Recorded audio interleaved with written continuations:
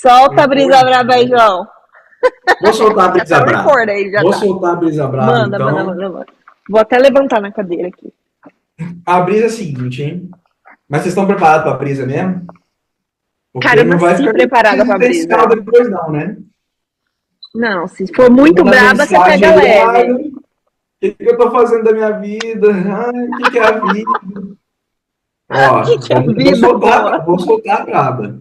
Vou soltar a Solta, braba. vai com A força. Não, braba é mas o pera, seguinte. pera. Depois dos comerciais. Não, brincadeira, Depois eu vai. comecei, tá? Manual. Né? Insider. A brisa braba é a seguinte, hein? Ah, ele tá... Fazer. Valor e identidade. É, era braba Bom, mesmo. já que vocês me prometeram aí que não vão ficar de crise existencial, não sei o quê, a brisa braba é a seguinte: ser ou fazer, valor e identidade. Hã? E aí? Ah, e Não fui aí? eu que propus essa brisa, mas eu tenho muita brisa em cima dessa brisa. Não, essa brisa, ela se desdobra em mini brisas, né? Aí foi Mas você a que sugeriu essa ideia brisa aí? foi eu.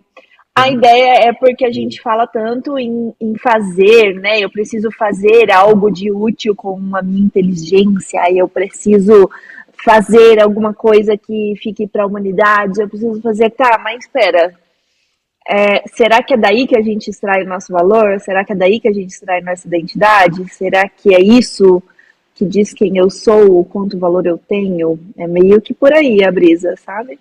E É, querendo tô ou não, é ligado. um papo que aparece muito com as pessoas quando eu tô conversando, assim, numa sessão ou alguma coisa nesse sentido, sabe? Sempre passa por esse lugar de, ah, mas eu tenho 29 anos e ainda não tenho nada no meu nome, né? Ah, então quer dizer que você tem menos valor do que uma pessoa que Isso. tem, né, carro, casa, sei lá. Muito louco. É por aí. O que vocês têm para Então, dizer? exatamente. Nossa, eu, eu brisei, eu briso muito sobre isso, e já, vamos dizer assim,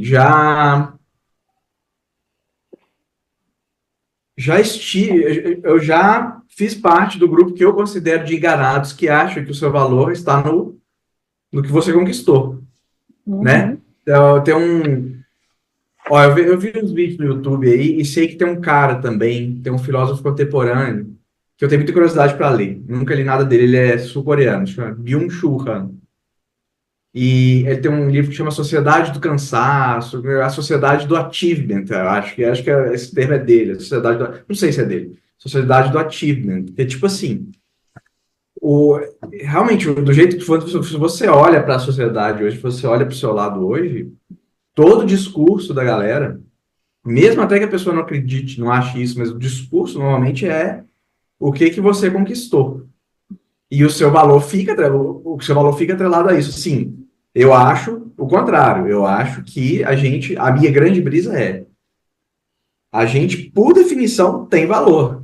É por definição, não tem, é incondicional. Eu apareci aqui nesse mundo, eu tô aqui, cara, eu tenho um valor, entendeu? Independentemente do que eu consiga ou não, né? Eu tenho direito, assim como todo mundo, sei lá, ser feliz, conforto, esse tipo de coisa, né? Prosperidade, relacionamentos. Mas, assim, eu tenho uma opinião muito forte disso, que, assim, que a resposta é: nosso valor não é o que nós conquistamos, nosso valor é intrínseco, ele já existe. Claro, conquistar coisas é bom, mas calma lá. Conquistar coisas é bom, mas calma lá. Daí é você achar que se você não conquistou, você é um merda, você é um. Entendeu? E tem muita gente que acha isso. Sim. Sente isso. Sente isso. Ouve, ou Sente isso. ainda que seja indiretamente, a pessoa meio que lê nas entrelinhas e ela entende isso, né, de outras pessoas na vida dela. Uhum. Dela, e eu não tô pensando em ninguém específico, né? Tô falando uma pessoa hipotética aqui. Mas eu acho que essa parte é até simples a gente falar e é fácil a gente concordar. Mas chega em alguns momentos que começa a se tornar difícil essa conversa, né? Por exemplo, então a pessoa que chegou nos seus 40 e não produziu nada, tá, e aí? É claro que é ruim. É lógico que é ruim, É, exatamente. Muito embora eu continue achando isso que eu te falei, né? Que nós temos um valor. Eu tenho que olhar para mim e ver que eu tenho um valor intrínseco. Simples, simples assim. perfeito. Ainda assim, a gente quer conquistar coisas, até para nossa autoestima, assim, até para. Acaba, eu não estou querendo me contradizer, não, mas assim, até para a gente se Mas sentir é. bem, até para a gente se virar no mundo, né? A gente tem que cuidar da gente, então é uma coisa importante e tem o seu mérito também, você vai se sentir melhor. Acho que eu entendi o que você está querendo dizer. Acho que você está querendo dizer quando você falou aí. E, tipo assim, racionalizar isso aqui é fácil, não necessariamente acreditar isso o tempo todo é fácil. Com certeza não. Eu mesmo, É. eu garanto que eu não, isso aqui que eu estou racionalizando para vocês, eu não consigo me pegar 100% do tempo fazendo. Aliás, em várias partes do tempo eu não estou fazendo isso. Mas, sei lá, E esse aconteceu. é por isso que eu gosto desse assunto, porque ele parece muito certo, mas na hora que você vai praticar isso e viver isso, você É, vê que não é tão linha reta, né? Por exemplo, você falou aí de você se sentir melhor. Tá, mas será que você se sente melhor porque a sociedade que você está inserido te diz que isso é valoroso? E talvez se você tivesse um lugar diferente, uma tribo aí que não valorize isso, você não se sentisse melhor se você produzisse mais? Ou, né, tipo, são hipóteses, claro, mas é ali que eu entro, é nesse rolê aí. Porque é muito uhum. fácil você falar para uma pessoa, você tem valor independente do que você faça, mas será? Uma frasezinha bem completa, bem fácil de dizer, né? Para praticar realmente. Tem esse paradoxo, né? E isso que você falou também é bacana, porque é uma prática que eu adotei para mim, né? Desde que eu comecei a entrar no mundo da psicologia e usar isso para mim primeiro, aplicar em mim. Essa ideia de meu valor é intrínseco me trouxe muito benefício, muito mesmo. Né, de eu não preciso fazer nada, eu posso passar a tarde ouvindo música, que tá tudo bem, não é sobre isso, não é sobre ficar nessa, como é que você falou do achievement aí? Nesse rolê, né? Já, é, De que você tem que atrelar o seu calcular. valor ao ativo, né? Atrelar o seu valor que você Ah, conquistou. ou atrelar sua identidade a isso, né? Hum, Aquela velha história que eu já ouvi algumas pessoas falando do o que que você é, né? Eu sou profissão, preenche a profissão aqui. Na verdade, você não é nada disso, né? Você está essa profissão, é. mas você é algo Eu muito acho que diferente. eu acho que você entrou aí num ponto. Era o ponto que eu estava cá a brisar, e é um ponto que eu briso muito sobre. É muito do ser. O que eu sou e qual o meu valor, às vezes entra num atributo que atravessa a identidade do indivíduo, né? É a forma como você se enxerga no mundo, é a forma da qual você enxerga os seus valores. E a gente geralmente a gente se apresenta no mundo tentando se identificando pelo que a gente faz, não pelo que a gente é. E é um lugar que eu fujo muito quando eu vou me apresentar para alguém, porque não para mim não é uma apresentação necessariamente você falar o que você faz, né? Quando você se apresenta, deveria ser uma apresentação do que você é. Mas a gente cria esses atributos de a gente é o que a gente faz. E é isso que tem um valor. Então, geralmente as pessoas se apresentam, elas falam o nome, idade e começam a tecer um currículo, né? Você é apto a fazer isso, aquilo, você estudou em tal lugar, se formou em tal coisa. e o que parece ser valoroso na sociedade, na sociedade, né? O que você faz profissionalmente, o que você desenvolve, o que você tem, mostra o seu valor. E eu acho que é aí que o lance se perde, né? Porque não necessariamente o que você faz seja exatamente algo que te dê valor. É obviamente que, às vezes, o que a gente se desenvolve, aí vai depender muito do nosso relacionamento, né? O relacionamento que a gente desenvolve com o que a gente faz, isso vai vir lá de trás. Se você já criou uma identidade durante a sua vida, desde a sua infância para frente, provavelmente você se envolva com coisas que realmente espelhem quem você é, quem é a sua identidade. Mas não necessariamente no mundo que, na verdade, tem muita pressa em você produzir, né? Então, não necessariamente você vai conseguir produzir no seu fazer algo que espelhe quem você é. E aí é onde o fazer se torna algo nada além de um ato em si, o reflexo de um currículo de alguém que estudou algo, né? Então, não necessariamente o fazer reflete você e te enriquece como um indivíduo. E aí isso difere muito da pessoa para pessoa, do histórico da pessoa, como ela se envolve com o mundo.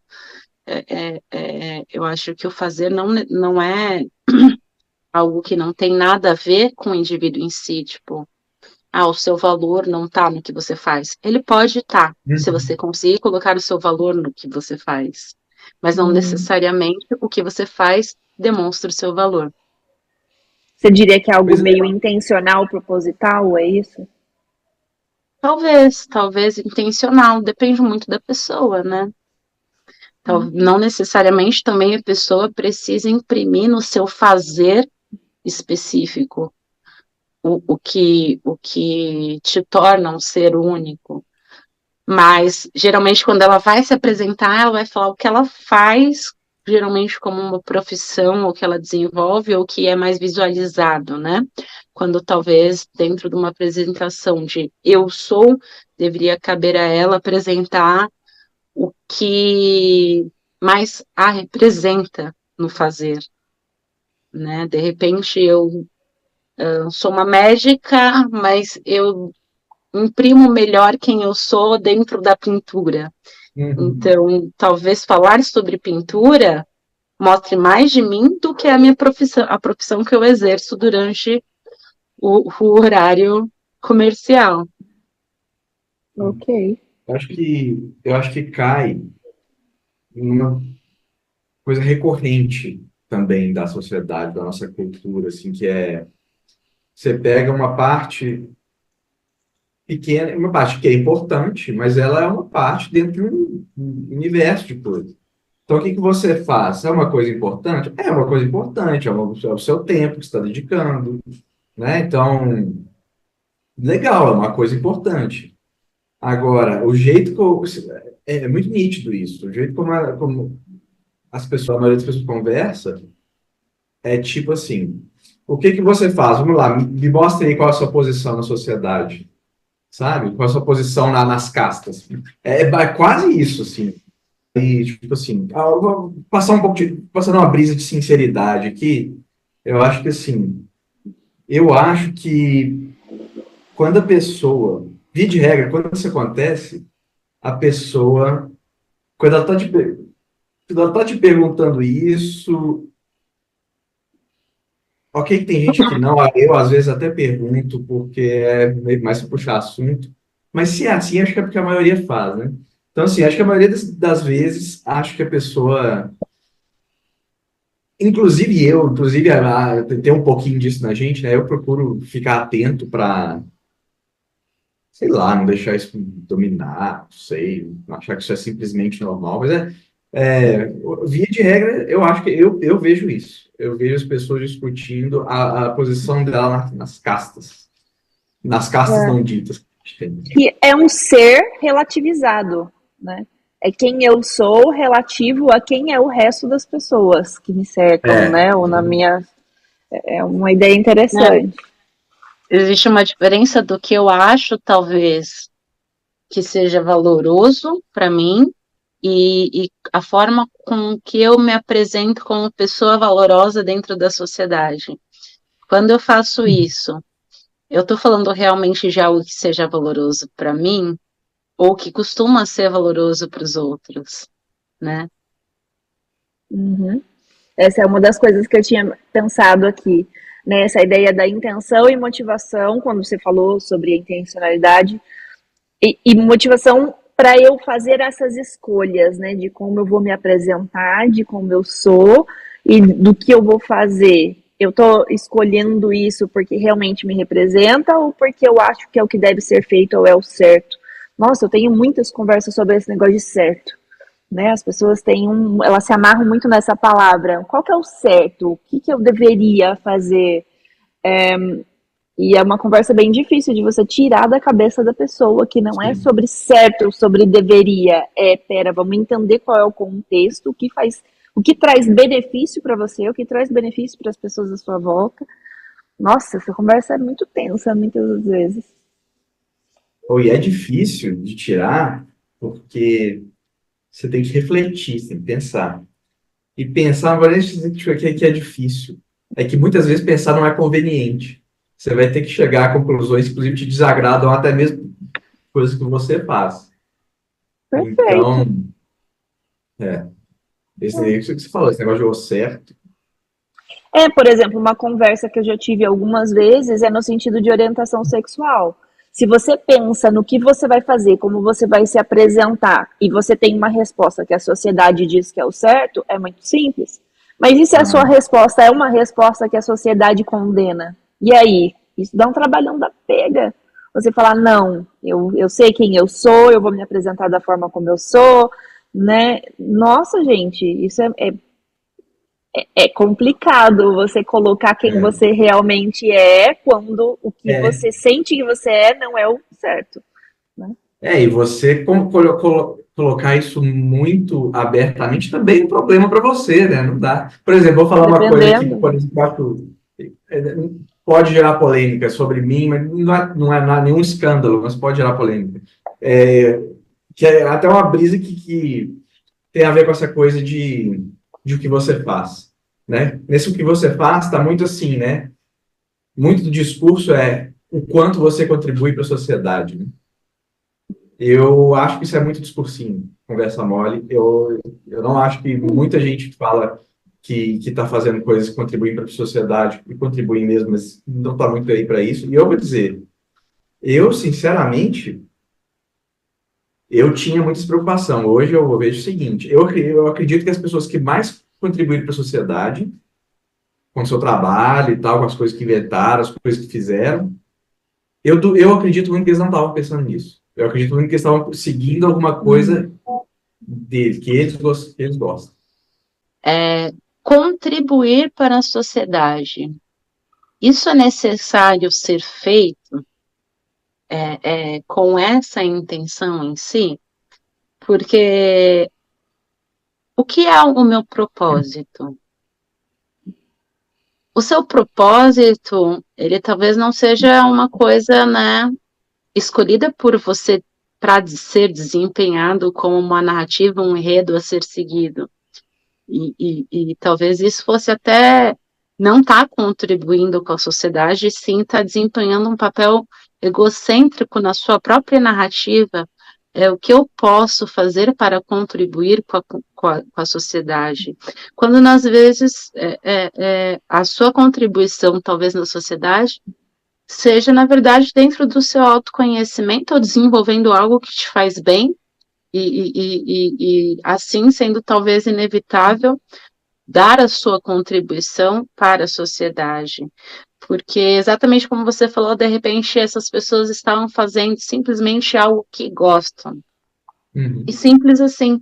Eu também já tive muito esse olhar revolucionário de querer achar que talvez eu pudesse fazer coisas que pudessem salvar pessoas e etc. Acho que é uma coisa muito da adolescência também, né? Você se olhar ali como um ser individual muito poderoso, né? Uma coisa de um Sim. ego muito forte. É uma E autoestima muito alta, né? E conforme Ouça eu mal. fui amadurecendo, eu fui notando que o máximo que eu poderia fazer, e isso não é diminuir o seu máximo, é cuidar do meu redor, Isso. sabe? Às vezes eu sempre tive uma coisa assim, o que bate em mim vai refletir, e o que eu consigo transparecer ou distribuir também vai refletir, né? Aquela coisa meio efeito borboleta, sabe? Uhum. E às vezes é sobre isso, a gente está o tempo todo, sim, refletindo na sociedade, Uhum. e, mas de pouquinho, não necessariamente fazendo uma coisa gloriosa. Você está em busca de exercer um propósito atrás de algo glorioso, eu acho que isso traz uma nuvenzinha, sabe? Deixa o caminho meio nevoado, porque não é sobre isso, não é sobre você desempenhar um papel e ser visto. É sobre realmente você ser alguém e isso reverberar de alguma maneira no mundo, a ponto de alguma mudança, que talvez sejam pequenas ao nosso olhar de cara, assim, mas que talvez a gente nunca sabe como isso vai reverberar no outro quando a gente está sendo, né? Uhum. E talvez seja somente isso, e não seja pouco isso, sabe? Uhum. É, E a acho que não é. nuance aqui, você vai falar que a nuance aqui é que também não é que seja sobre você aparecer, mas também pode ser que você acabe aparecendo, fazendo aquela coisa que te faz bem, né? Sim. Porque não é também sobre demonizar um certo tipo de fazer, não é sobre demonizar a pessoa que Não, está atrás da cura do câncer, porque tem uma repercussão muito grande, né? Porque a gente fala de autoestima alta e pode levar à interpretação de que, sei lá, a gente está falando que não pode, que você tem que ser humilde. E não é isso também. É que Também não. talvez para você seja essa coisa que vem com uma certa glória, digamos assim. Né? Isso vem, essa atribuição vem junto, mas não que você está buscando ela. É uma consequência que chega junto e não tem como você impedir. Né, ou aparecer, né, por exemplo, você está em fotografias, em filmes, né, é uma coisa que aparece muito, ou até um atleta, uma pessoa que está sempre na mídia, tá, o atleta tá ali para jogar futebol, se ele aparece na televisão, é uma consequência do trabalho que ele está fazendo, mas se ele gosta de jogar futebol e está jogando futebol porque é isso que faz sentido para ele, tá, legal. E não ele tá buscando todas as câmeras para ver o quanto ele consegue aparecer, porque olha como eu sou bonzão do futebol, né? Uma nuancezinha bem interessante ali nesse ser, fazer, valor e esse rolê todo. Com certeza. É mais uma área que tudo é cinza, né? A gente fala as coisas, vou falar as coisas como preto e branco, mas tudo é cinza. Então, assim, é isso mesmo. É claro, se você, né, faz alguma coisa, né, você vai fazer alguma coisa para sobreviver e pá, calhou dessa coisa, dá uma contribuição enorme para a sociedade, pô, maravilha, eu vou reclamar disso não, né? Mas eu acho isso particularmente interessante porque eu acho que, pelo que a Nicole falou, ela também caiu nessa já, e eu caí muito nesse papinho, assim, de atribuir o seu valor, atribuir a sua importância ao quanto você contribui para a sociedade. Tipo, eu acho que para mim isso é uma conversa mole também. A hora da pessoa falar do lugar dela na casta social, né? Ela vai, em vez de, para não falar isso, ela fala que contribui para a sociedade. Muitas vezes eu acho que é isso. E eu não sei, eu acho que é uma das coisas assim, legal, realmente é uma característica da civilização humana, tipo, se você contribuir para um bem comum, realmente faz parte da nossa história. Mas aí, não sei, me dá um pouco de cara, preguiça. eu acho que tem muito da nossa própria visão, assim, dessa necessidade de validação de fora. E uma controvérsia, assim, porque a gente, ao mesmo tempo que acha que existe uma necessidade da gente recolher a nossa insignificância do externo e abraçar a nossa significância internamente, Uhum, sabe? uhum. Porque a única pessoa que vai acompanhar você pelo caminho, seja lá do que você fazer, ou você fizer, vai ser você mesmo, né?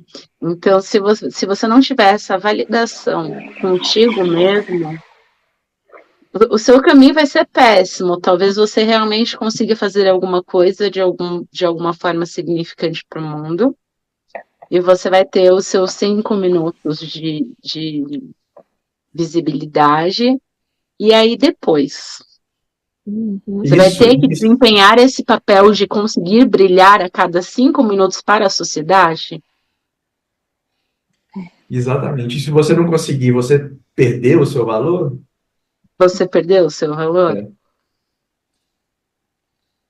Você falou uma coisa que eu acho uma brisa muito sinistra, acho uma brisa, talvez a brisa mais importante de todas. Você tem que, se você não estiver confortável com a sua companhia, você está ferrado, porque é a única pessoa que sabe tudo que está na sua cabeça, é a única pessoa que te acompanha em tudo, que vai te acompanhar em tudo.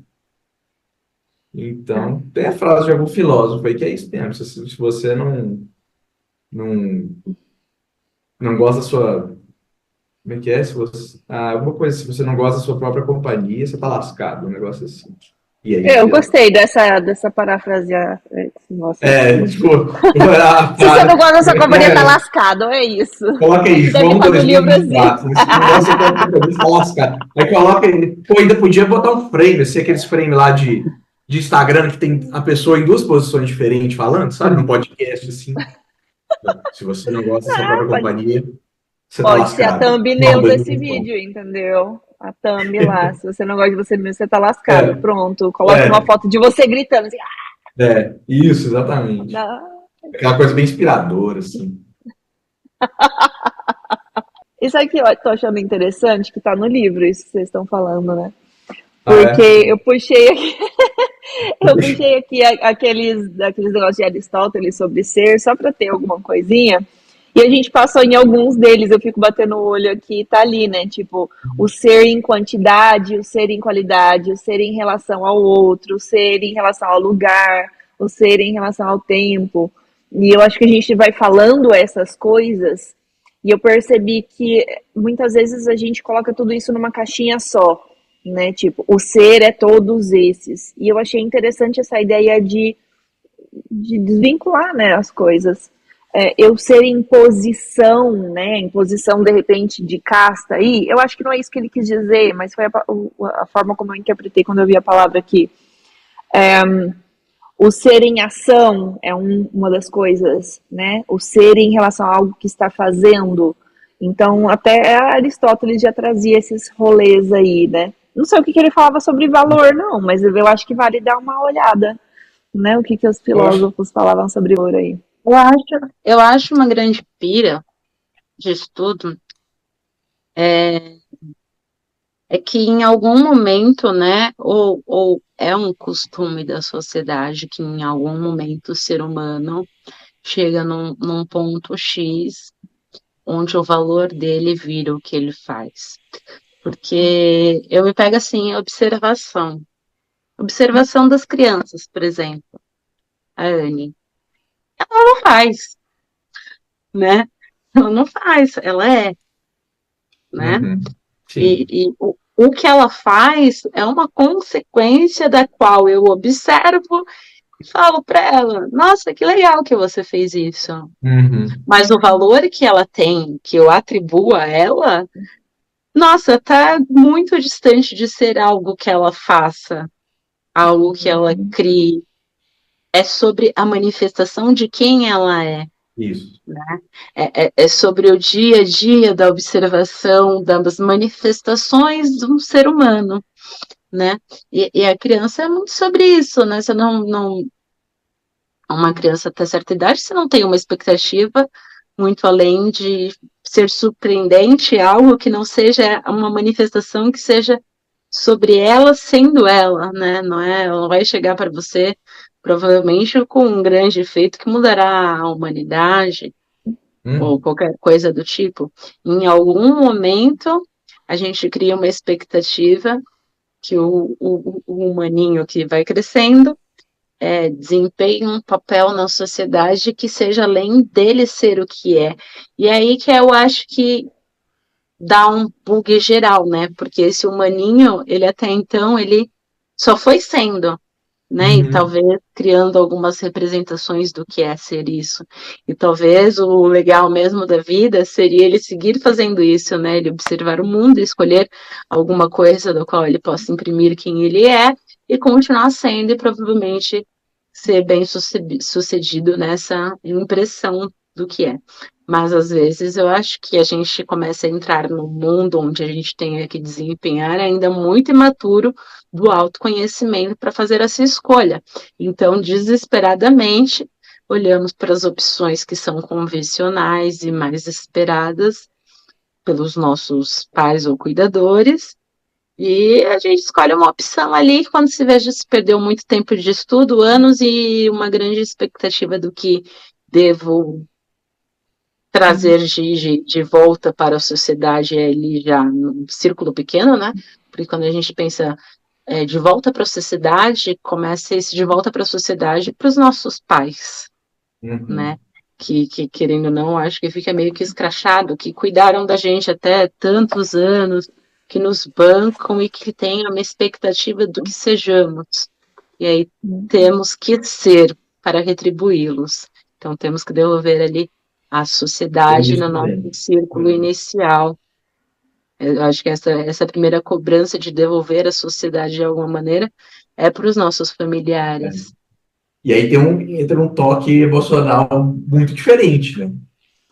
Porque se você parar para pensar para a sociedade, mas assim, aí para os pais é outra coisa.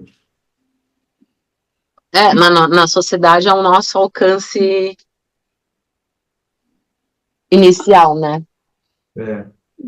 Você falou uma coisa que eu acho o seguinte, você falou das pessoas que você estava falando da Anne, que ela simplesmente né? E assim, teoricamente, eu acho isso também, já não sei se você chegou a falar isso, mas que o ideal seria que a gente simplesmente continuasse só sendo.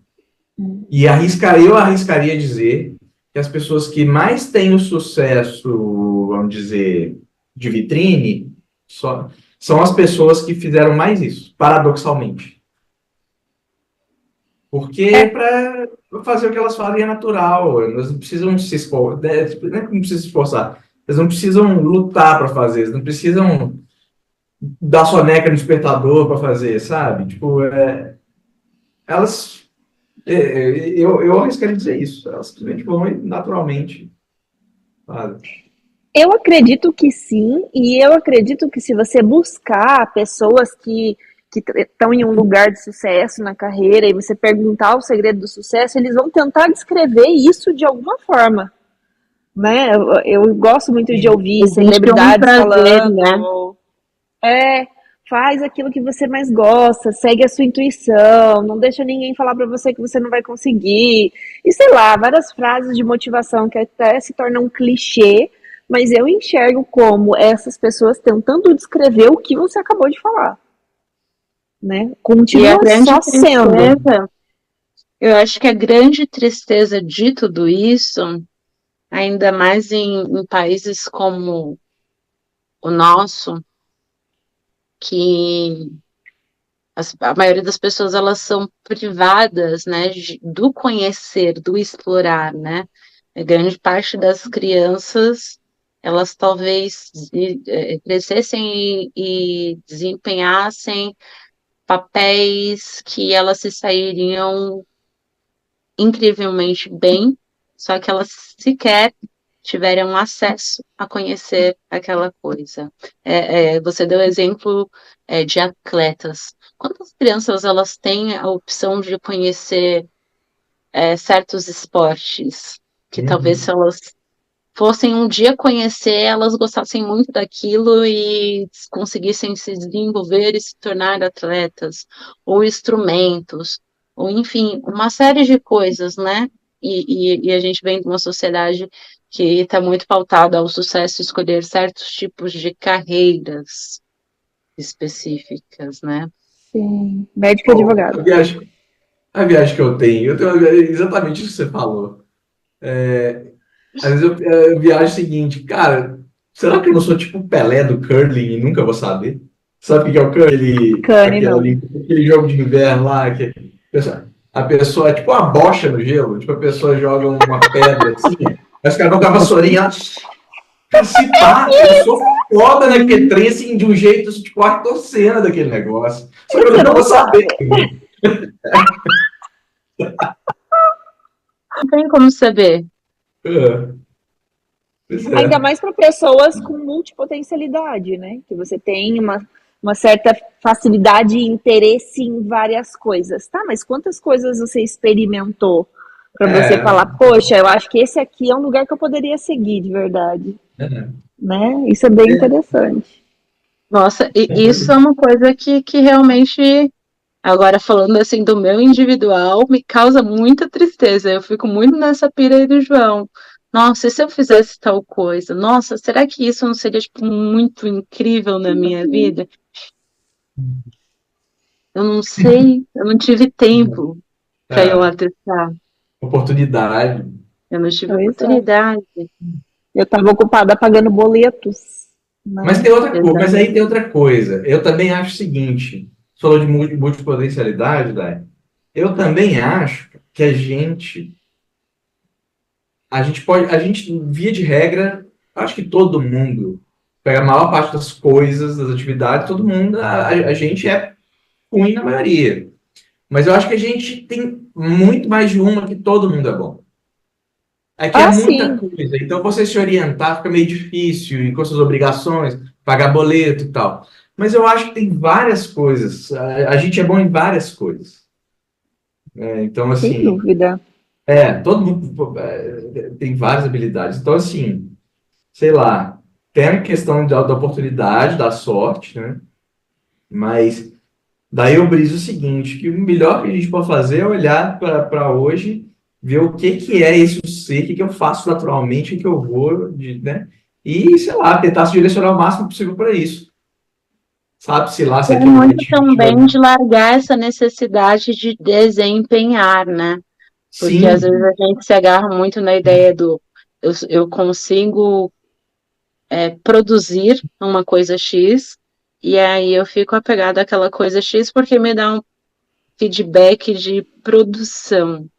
Uhum. Isso aqui é o importante. E É. aí a gente larga a necessidade de desbravar coisas, de se desenvolver em coisas que não necessariamente você precisa produzir, não. Talvez aquilo seja produtivo para você no âmbito de prazer em estar desempenhando aquilo, em estar criando algo, em estar estudando sobre X coisa, em estar aprendendo uma coisa, um instrumento, um lazer também, sabe? E E isso onde, é também É. um espelho do que você é, o que você É, gosta, claro, né? O que te exato. dá prazer, o que você gosta de fazer. onde você acha que entra aquele questionamento? Eu não sei quem falou isso, mas eu já ouvi várias pessoas replicando. Aquele questionamento de se você consome, consome, consome, você não compartilha, você está sendo egoísta. Ou alguma coisa nesse sentido. Uhum. Já ouviram esse questionamento? Tipo, se Não tô lembrando. você só Hum. absorve conteúdo, por exemplo, vamos falar aqui de estudar, né? Então eu gosto de estudar. Então eu estou absorvendo conteúdo, absorvendo, mas eu não estou criando nada, eu não estou fazendo algo, aquilo se tornar algo. Então eu estou sendo egoísta, estou só puxando para mim e não estou compartilhando com mais ninguém. Eu preciso achar a fonte disso, mas eu já ouvi várias pessoas Bom, beleza. trazendo essa ideia. Eu acho que eu Deu não para ouvi de pegar? ninguém, mas eu já tive essa brisa também. Ah, E legal. hoje eu acho assim, eu ficava preocupado em devolver. Hoje eu não tô nem aí. Eu vou assim, tipo assim, se o que, aí vem na linha do nosso papo. Se o que eu quiser fazer com isso tudo vier a devolver, maravilha, excelente. Mas, Então, aí que tá. O que que é o devolver em si? Que nem eu falei. Às vezes você, sei lá, gasta um tempão da sua vida fazendo coisas aleatórias que te trazem prazer. O que uhum, que é um resultado disso para a sociedade? Talvez você, feliz e sendo uma pessoa mais agradável uhum, e sendo uma pessoa gentil, simpática com os outros, você está vendo para a sociedade em formas de simpatia, né? Trato bem as pessoas que eu encontro pelo caminho e talvez as pessoas fiquem um pouco mais contentes e tratem bem outras pessoas.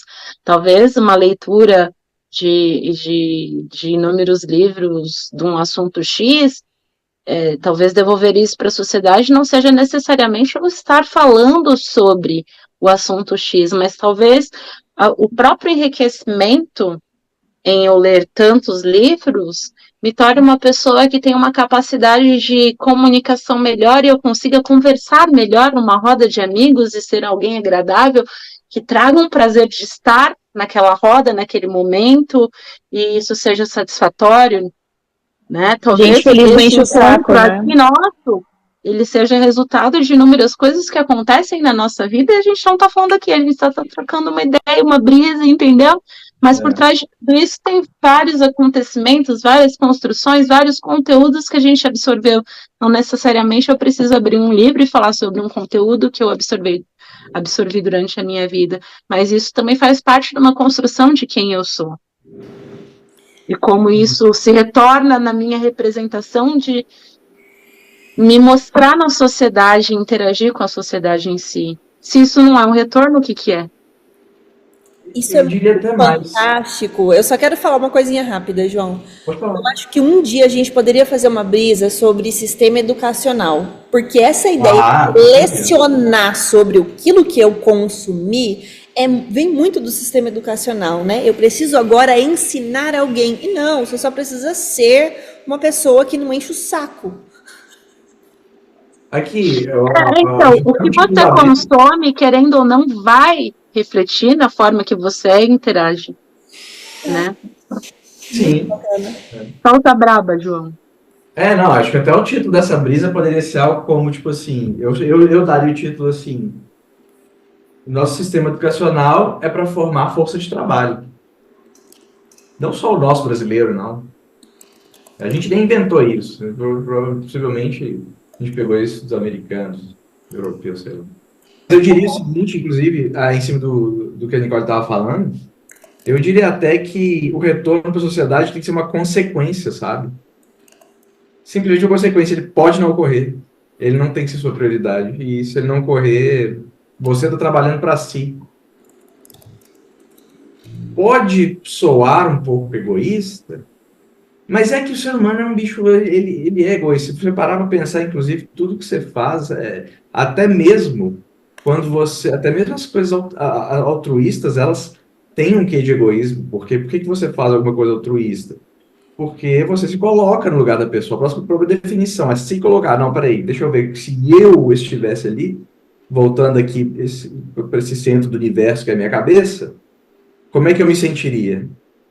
Então, até no altruísmo, eu acho que é importante a gente reconhecer que nós temos esse egoísmo natural, assim, que meio que faz a gente sobreviver também. Sim, quando a gente tem a ideia do desempenhar um papel na sociedade, o altruísmo ele vem carregado dessa eu vou fazer porque isso é o bem a ser feito pelo outro, né? Então ele tem sim uma expectativa, você está fazendo aquilo nem que seja para se sentir bem, né? E aí entra muito na ideia da individuação, né? Você criar a sua individualidade e fazer o seu caminho. E o que isso causa de bem para o outro é realmente um resultado, um reflexo do teu caminho. Não necessariamente você está agindo para buscar aquilo, mas você está procurando o melhor para si, né? Essa coisa de não você estar tentando desempenhar um papel para validação da sociedade, dos outros, buscando esse feedback para se alimentar, né? Na verdade, você olha para você como um indivíduo principal, e isso não é egoísta. Egoísta é você fazer as coisas esperando receber coisas, né? O que beira, dependendo de como você agir, ao que é levado como altruísmo. Mas você se escolher como o ser principal da sua necessidade e procurar a sua evolução, E, consequentemente, essa sua evolução vai trazer um bem para a sociedade, né? Na verdade, você não está preocupado você não está vivendo atrás de um feedback das suas ações, mas sim preocupado com a sua própria autorrealização, com a sua evolução. E isso, inevitavelmente, vai trazer bons resultados para tudo ao redor, né? Sim. Egoísta é uma palavra que eu também destrincho ela bastante. Porque a gente tem essa ideia de egoísmo, e isso volta para outra coisa que eu tinha notado para falar aqui, a ideia de rótulos, né? Ah, fulano é egoísta. Tá, mas quem está dizendo que fulano é egoísta? Será que é uma pessoa egoísta que está achando ruim porque aquela outra pessoa não a está priorizando? Exatamente. Entra muito, sabe, no quê? Na brisa de hoje lá que eu mandei. Que acontece, né? Da mesma forma de que, como que eu quero que o meu espaço, a minha voz, seja vista? Eu só vou conseguir ser respeitado se eu respeitar o outro. Mas se eu não me respeitar, não colocar nesta mesma régua, como é que fica? Então, assim, o que é ser egoísta? Se eu estou sendo egoísta comigo, como eu posso não estar sendo egoísta para o outro? Né?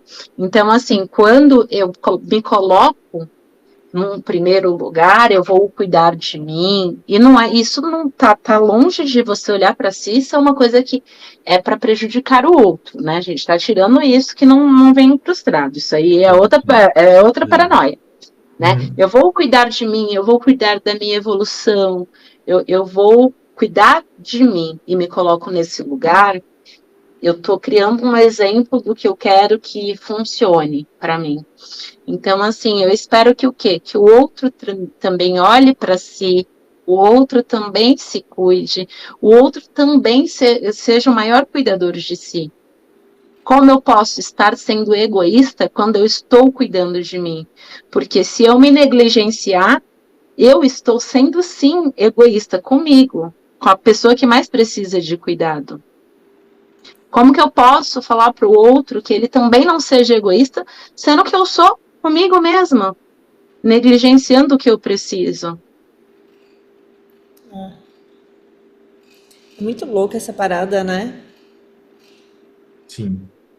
Que a gente foi de Né? E aí a gente cria uma sociedade meio controversa, né? Porque aí você fala que, na verdade, o altruísmo precisa que você se renegue, né? Que no final das contas é o quê? Você se negligenciar, e aí todo mundo vai se negligenciando e cobrando um do outro que supra a negligência. Tipo, eu vou me negligenciar para cuidar de você, João.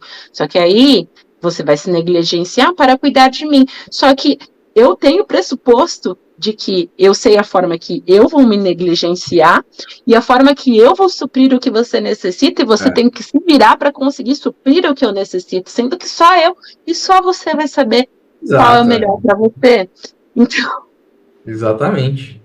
Imagina, eu vou... Se for, não, tá na hora da Nicole se divertir. Deixa eu passar para ela aqui as páginas da Wikipédia sobre eletrônica. Coitada, né? Tipo assim, pô. Melhor pensar no castigo. Então eu vou fazer. A gente vive nessa ideia num mundo realmente miserável. E é mais ou menos o que acontece nas relações. É miserável, porque eu estou me negligenciando para mostrar para o outro quanto eu sou necessária e não sou egoísta. Me negligenciando. E esperando que o outro supra essa negligência que só eu tenho a capacidade de conseguir identificar o que é. Então, se eu não cuidar de mim para mostrar a mim mesmo como me cuido, como eu espero que João vai olhar para mim e entender um pouco mais de mim, se nem eu mesmo me entendo. E isso também abre brecha para aquelas pessoas que não estão tão interessadas em se negligenciar para reciprocar isso, e em vez disso se aproveitam disso. Ah, você vai se negligenciar? Ótimo, manda aqui que eu quero. Eu vou. Otário tá aí para ser explorado, né? Pois é. Aí quando você vai falar alguma coisa, a pessoa fala, e com razão. Mas eu não pedi. Eu não pedi que você fizesse nada disso. Você fez Sim. porque você quis. E ela não está errada. Não Né? tá errado. Ela abre esse espaço para uma dinâmica de relacionamento que não é saudável para nenhum dos dois lados. Porque a pessoa recebendo também entra num lugar de não conseguir se suprir porque ela precisa do. É exatamente isso. Quando você não aprende a cuidar de si, você está sendo egoísta contigo. Porque no ponto que você encontrar uma pessoa verdadeiramente egoísta, ela vai arrancar de você o que você tem e o que você não tem, para tudo para ela. E aí você vai ficar falando, ai, mas essa pessoa é egoísta. Mas você foi egoísta consigo? Você não soube olhar as suas necessidades, os seus limites e colocar isso dentro das suas relações? Você se negligenciou também. Nós somos responsáveis por afirmar o que a gente precisa. Nós também somos responsáveis por isso. Aliás, nós somos primariamente responsáveis por isso. E às vezes até descobrir, né, o que a gente precisa, porque nem sempre é auto-evidente. Às vezes é isso. Muitas vezes você acha.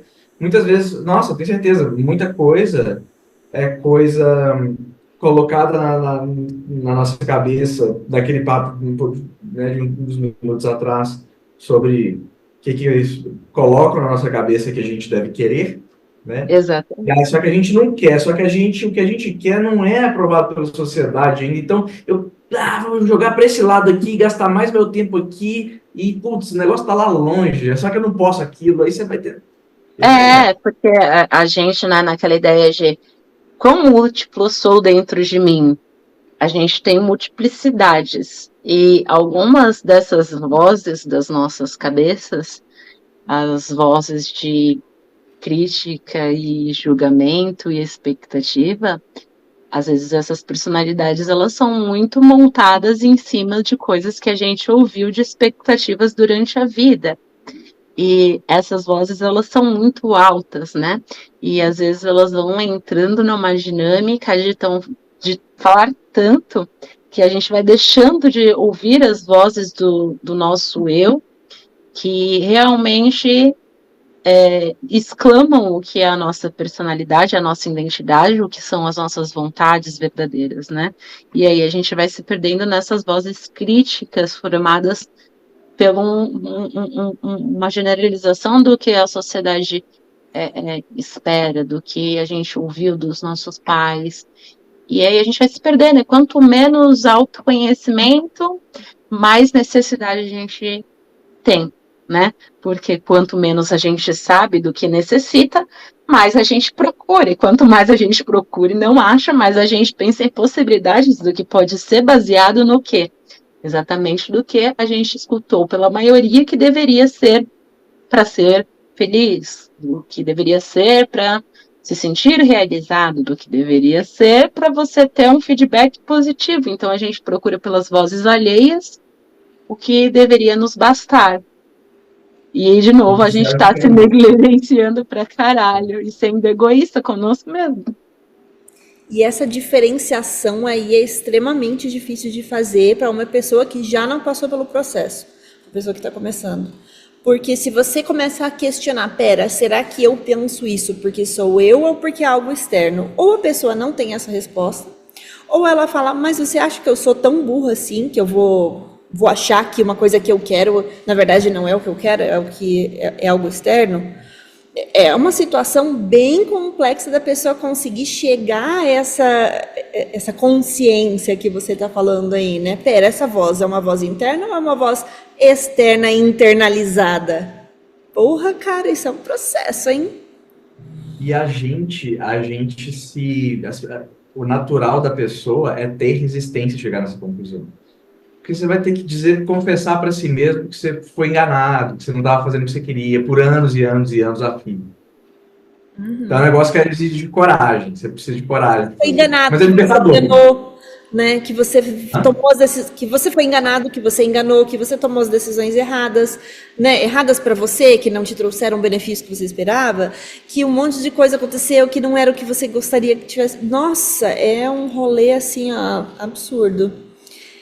Não pode nem ser de uma hora para outra. A cabeça tem que digerir isso aos poucos. E é um processo que, para você falar com alguém que já não passou por esse processo, é super complicado. Né? É o mesmo nível de dificuldade, eu acho, de você explicar para uma pessoa que não fala outro idioma o que é ser fluente.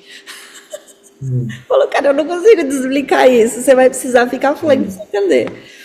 Né?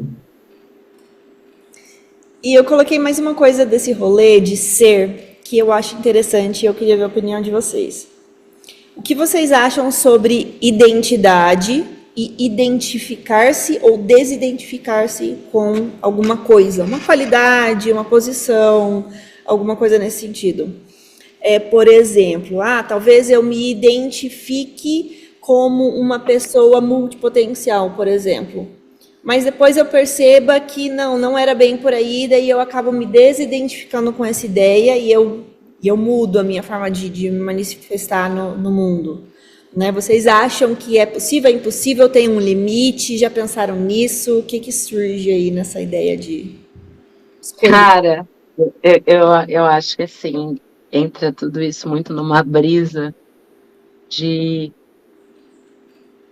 como eu me enxergo, né? Porque eu me enxergo de uma forma, e não necessariamente eu sou exatamente desta forma que eu me enxergo. Eu enxergo, quando eu me enxergo, eu posso me enxergar pelo viés do meu eu que conta a narrativa, né? E aí entra muito naquilo que a gente estava conversando hoje, mais à tarde, mas a sua narrativa, quanto dela se une nesse trilho com as suas ações, né? Que isso é o mais próximo de você chegar do seu eu da narrativa, né?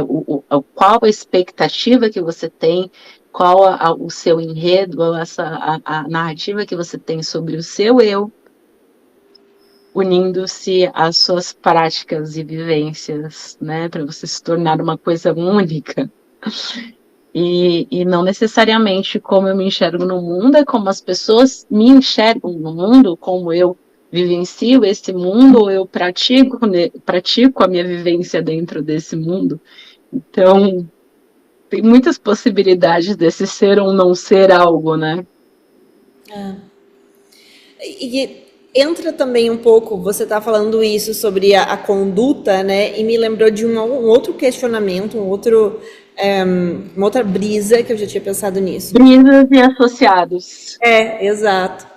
De você se identificar com uma certa posição ou estado. Vou dar um exemplo escracho aqui, que é a ideia de identificar-se como palmeirense, ou corintiano, ou flamenguista, ou qualquer coisa assim, né? Não sei porque eu tô com esporte na cabeça, já acabou as Olimpíadas, mas enfim. E dali, se alguém fala sobre aquele tema, né, ou se alguém trata aquele tema com desdém, você toma aquela dor como se fosse com você, né, porque você está identificado com aquela posição, aquele estado, o nome que você quer dar a isso. E eu acho isso muito interessante também, de conseguir escolher e me identificar de maneira tal com alguma coisa que se torne parte de mim mesmo. Né? Como eu acredito, não sei, talvez você consiga falar melhor disso, Nicole, mas eu acredito que pode acontecer em algum nível até com os próprios filhos, né? De você se identificar com um filho de forma tal, ou identificar o seu filho com alguma coisa, e você acabar colocando rótulos, isso se mesclar, não sei, uma brisa que eu preciso desenrolar ainda, mas eu acho interessante. É uma brisa de rotular, né? Não, segue aí, João. O que me vem na cabeça, você fala de esporte, vem na cabeça é música, rola muito isso. Nossa! Você fala mal do rock da pessoa, você fala mal do funk da pessoa. Meu Deus, você tá ofendendo, assim, a pessoa. Tipo, isso é muito forte, tá? No time que você falou. E eu sempre achei isso muito interessante. Porque eu sempre fui uma pessoa muito múltipla, né? Muito de gostar de vários rolês. Então, não era muito natural que eu me identificasse com uma coisa. Mas eu lembro que na minha adolescência eu gostava bastante de rock, eu gostava de Nirvana e essas coisas. E toda vez que eu falava para uma outra pessoa da minha idade que eu gostava de Nirvana, eles falavam, o Kurt Cobain é gay. Mano, tem a ver com... Tipo, eu acho que as pessoas queriam atacar de alguma forma que eu reagisse àquilo, porque o que você tá falando funciona. Dependendo da pessoa, se a pessoa falasse assim, ó, não tá xingando diretamente. Não sei o que, eu vou defender, né? Uma dúvida, tipo, tá, mas qual que é a relevância dessa informação? Eu não tô entendendo você. E lógico, né? Política, pô. Personalidades. Culto personalidades. Você fala mal de Bolsonaro, fala mal de Lula. Não precisa nem falar mal. Você pode só discordar de um posicionamento. Olha, discordo dessa coisa que ele falou. Então você é comunista. Eu, né? Discordar de um posicionamento te faz estar do outro lado da ponte. Identifica de alguma maneira. Mas eu acho que na maioria das coisas, essas coisas de polaridade e tal, tem muito a ver com o nosso esquema de narrativas desde a infância, entre o bem e o mal. Então, eu sempre vou buscar a falar que as minhas escolhas são bem e monstrificar a outra escolha, né? E isso, acho que talvez no nível infantil na adolescência seja falar que o Kurt Cobain é gay. Sim. No nível adulto de ser, talvez você falar sobre o posicionamento político, quer dizer que você vem do outro lado da ponte diferente dessa posição política. Não dá para coexistir com pensamentos que não estejam agregados a um quadradinho X com várias coisinhas ali, porque acho que também vem muito dessa coisa de querer entender o que o outro é, e o outro tem que ser simples, o outro não pode ser complexo. Então, quando você traz um posicionamento X, eu já quero perceber todo um perfil de quem você é. Então, se você fala amarelo e não verde, então talvez o amarelo signifique que você goste de dias de sol e não nublados, que você dança samba e não rock, que você... Enfim, você traçar perfis com pouca informação para entender se você acha que aquilo é perigoso para você ou se aquilo é benéfico, se aquilo é do bem, se aquilo é do mal. E com pouca informação, tirando toda uma complexidade, chegar em alguma conclusão, porque temos dificuldade de lidar com incertezas. Exato. Satisfaz essas duas coisas, né? Satisfaz o fato de que você precisa de uma resposta e não precisa pensar muito também. Exatamente. Preciso passar por esse desconforto. Tem essa questão do economizar a energia, né? Agora tá na moda falar sobre cérebro, neuropsicologia e qualquer coisa tá na moda. E as pessoas falam que o cérebro gosta de economizar energia, então ele vai pelo caminho mais curto e todo esse rolê aí. E eu acho que rola isso também. Eu também acho que rola a parte de eu me senti ofendida com um posicionamento que né, isso que você falou, é algo simples, que eu não permito a complexidade, mas esse meu racional me ofende porque você representa algo que está dizendo que eu estou errada. Você está conflitando. Exatamente, né? Você leva como um ataque. Ou até uma rejeição, dependendo da forma como for encarado ou for colocada. Né? Então, tem muito essa ideia do não pode ser diferente, precisa ser homogêneo. Se for diferente, é um problema. E isso é muito interessante para mim, interessante de verdade, assim, a nível de minúcia, porque como eu venho falando aqui, eu sou muito múltipla, eu gosto muito de várias coisas, eu ando em todas as panelinhas, mas não pertenço a nenhuma, né? Então, essa ideia de você estar em todos os lugares, então eu sempre vou ser ofensiva ou ser ofendida por esse parâmetro. Porque sempre alguém vai gostar de uma coisa que eu não gosto ou não gostar de uma coisa que eu gosto. Em algum dos grupos. E talvez, de alguma maneira, também a gente aprenda muito sobre isso na infância, sabe? Em coisas minuciosas.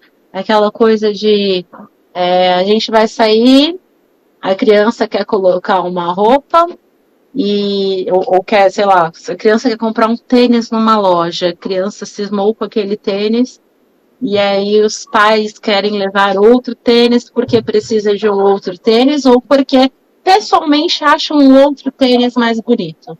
E aí começa a fazer a cabeça da criança em...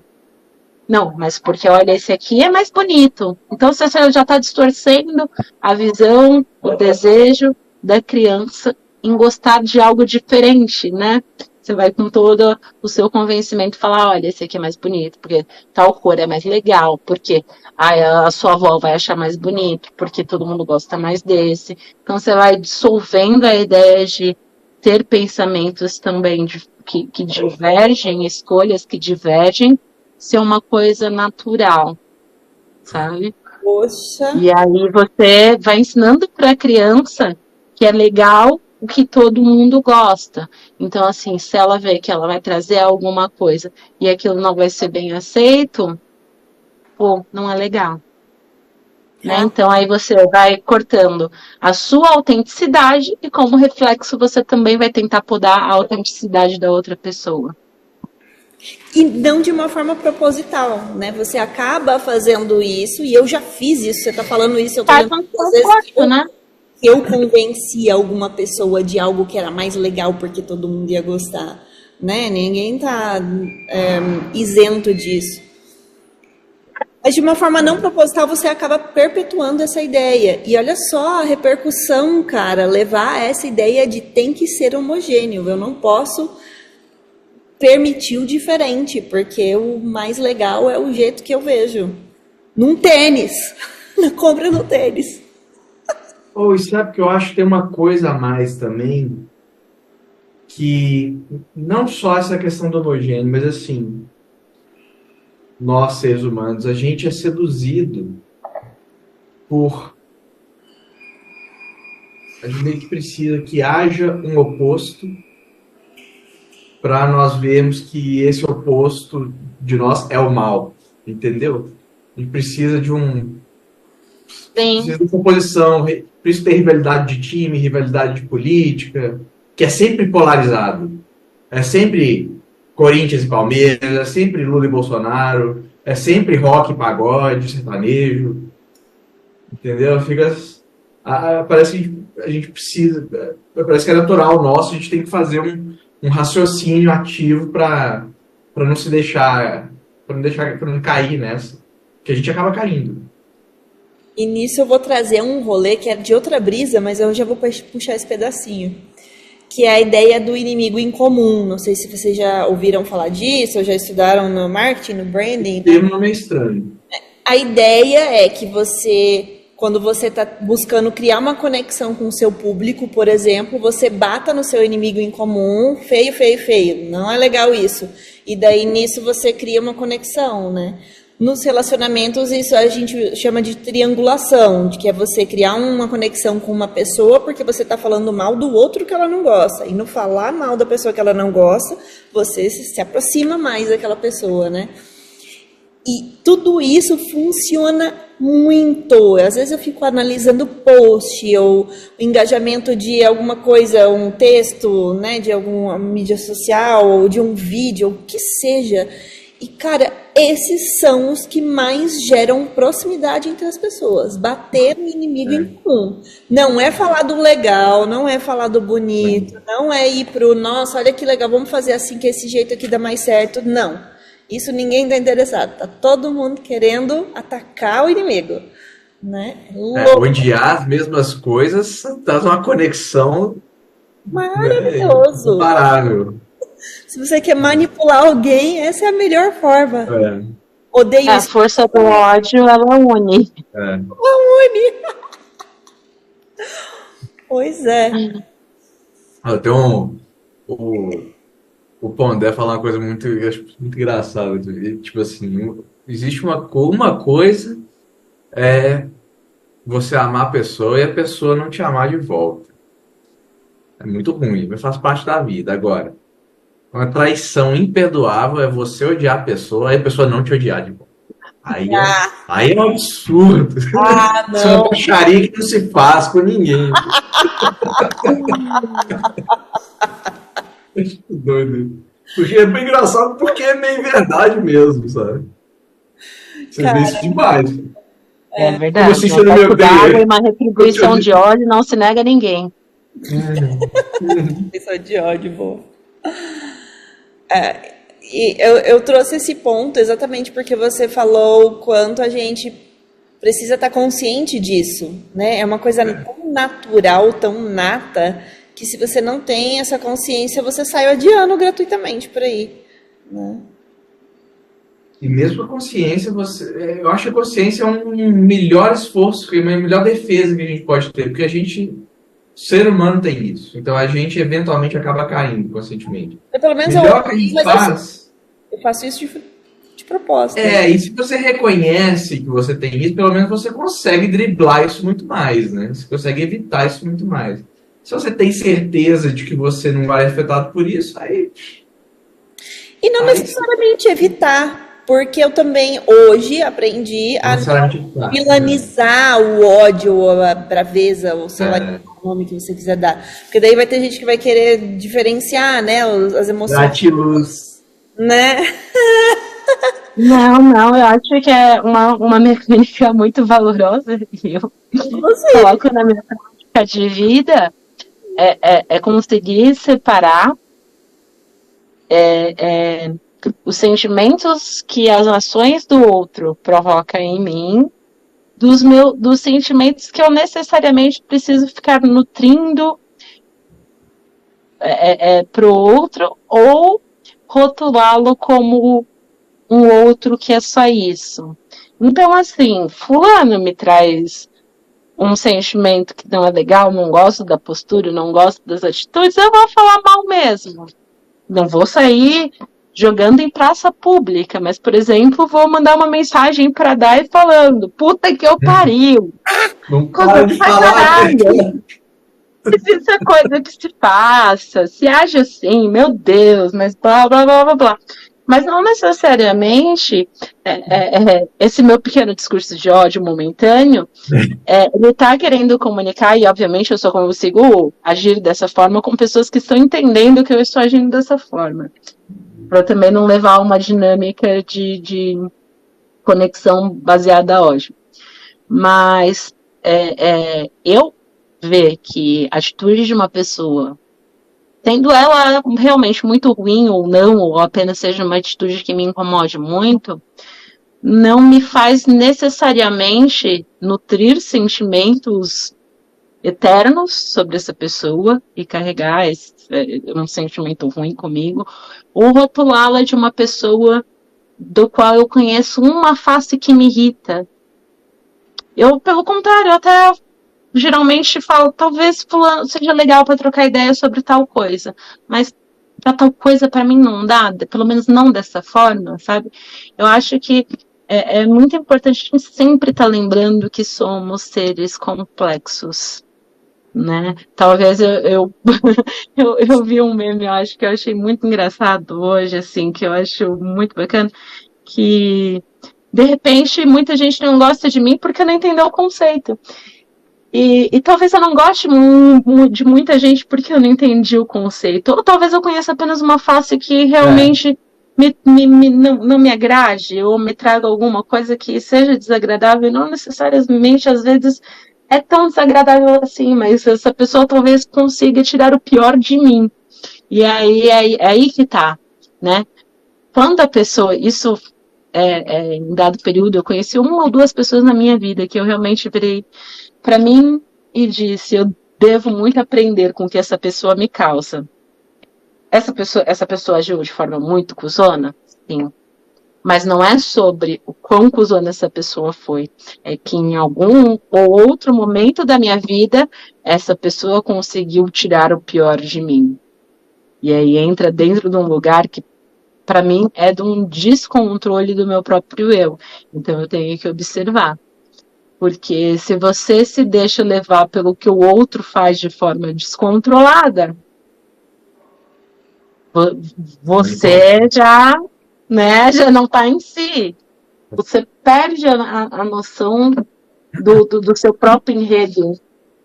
Então, assim, acho muito, muito bom, sim, você conseguir explanar tudo que você sente sobre as coisas no lugar certo, ou consigo mesmo, ou com pessoas que venham a entender que você esteja precisando desabafar.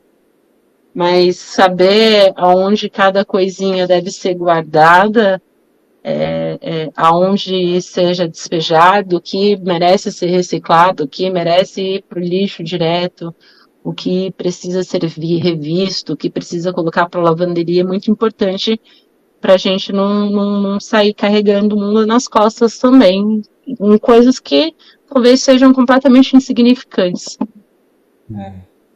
Que são palavras que eu costumo chamar de rancor, ressentimento, né? Essas emoções mais permanentes, mais ardidas, que queimam muito mais, né? Quanto mais você carrega, mais mal ela te faz, ela não te leva a lugar nenhum, né? Quer ver eu agarrar um ódio, é a pessoa conseguir tirar de mim um sentimento desses. Aí eu falo, tirou o pior de mim. Filho da puta, fico com uma raiva ainda da pessoa, aí olha só. E aí fico com uma raiva ainda. Uma raiva realimentada. Pois é. Você falou um negócio, Nicolas. Esse negócio você falou, nossa, me lembrou uma coisa. Você falou da pessoa, às vezes você conhece só uma face da pessoa. Eu não sei se já aconteceu com vocês, mas comigo eu consigo me lembrar claramente de duas situações. Pessoas que eu conheci, da primeira vez que eu conheci a pessoa, eu detestava a pessoa, achava o cara um babaca. Conhecendo mais a pessoa depois, mas não é que eu não vi que aí a eu pessoa... tive certeza. Não, também tem. Esse aí tem mais até. Mas assim, não é que a pessoa, não é que você não viu que a pessoa não é um babaca e tal. É que, tipo assim, eu passei a adorar pessoas. Eram duas pessoas. Um colega foi um colega de faculdade e o outro foi um professor de faculdade. Não sei se aconteceu com vocês, assim, mas eu lembro isso muito claramente porque me surpreendeu muito na vida. Gente, eu tinha certeza mais absoluta que essa pessoa era um babaca.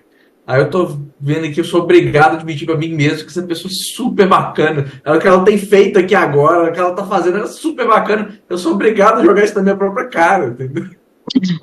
Cara, isso aconteceu comigo algumas vezes, assim, há muito tempo atrás, com pessoas que eu nem tenho contato mais. E eu sei o porquê, né? Eu fiz essa análise mais profunda e eu sei o que é que me incomodava de um momento imediato nessas pessoas e por que depois eu vi que essas pessoas eram bacanas. E para mim tinha muito a ver com essa posição de, às vezes que aconteceu foram mulheres, de mulheres que tinham esse posicionamento muito Barbie, assim, sabe? Muito rosinha, muito fofinha, sempre linda, sempre perfeita, sempre tudo. E eu sei que para mim essa era uma posição de, eu vou falar essa palavra, até assim de inveja mesmo, porque, sei lá, eu nem sei porquê, eu não gosto de rosa, eu não gosto de ser Barbie, mas, tipo, pô, seria legal se eu tivesse a opção de ser dondoca e não precisar me preocupar com nada. Sabe? Rola um sentimento bem complexo ali, que eu já trabalhei, e depois eu conheci essas pessoas e falei, pô, cara, você é uma pessoa massa pra caramba, né? E depois de muito tempo, eu até falei isso pra uma das mulheres que é minha cliente aqui até hoje, e eu falei isso pra ela, então eu posso falar isso publicamente. Eu falei, cara, se eu tivesse conhecido você uns 5 anos atrás, eu teria odiado você. Porque ela anda sempre toda fofinha, sempre com roupa diferente, com roupa de academia, modelito novo, de sainha, não sei o quê. Mas ela é uma pessoa muito inteligente, muito perspicaz, muito querida, muito presente. Mas eu teria odiado ela só por causa do jeitinho, né, de andar assim com essas coisas mais femininas. Então, olha só como é complexo, né? Eu entendo isso, sei isso, mas lá atrás eu não sabia. Eu só não queria. Entra naquela brincadeira que eu falei, de repente a pessoa gosta de amarelo, muda a cor. De repente a pessoa gosta de rosa, eu estipulo todas as características que eu acho que aquela pessoa tem. E se aquilo me repele ou se aquilo me agrada. Natural também a gente olhar isso e tirar várias conclusões.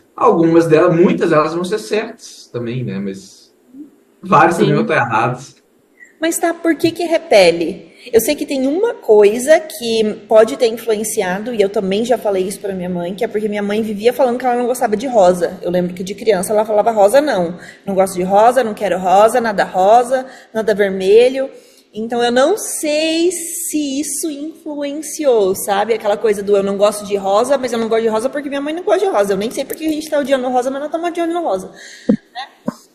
Mas eu imagino que tenha mais alguma coisa, que não seja só isso, né? Um acúmulo de coisinhas ali. Então, o que é que essa feminilidade... Dentro da nossa sociedade, a gente tem coisas que se estimulam, se estipulam como padrões. E, por exemplo, uma mulher que você mesmo, acho que usou como adjetivo, que parece toda Barbizinha, talvez facilmente eu possa olhar para essa mulher e achar que ela seja uma Barbizinha fútil e outras coisas nesse estilo que me façam repelir, porque eu acho que é fútil. E eu não quero ser fútil. E aí eu não quero companhia de pessoas fúteis. A gente tira essa conclusão da pessoa porque você é humano e a gente faz essas merdas. Fez associação. Que aí é aquela coisa também exatamente de você pegar, dividir a mulher em parcelas dentro da visão machista e criar uma rivalidade feminina, como a mulher deve ser, como que os homens não gostam da mulher, e como a mulher certa deve condenar as que não estão desempenhando ou visualmente parecendo ser o certo. Enfim, é muita coisa inconsciente das estruturas que a gente cresce ouvindo e sem dar trela, né?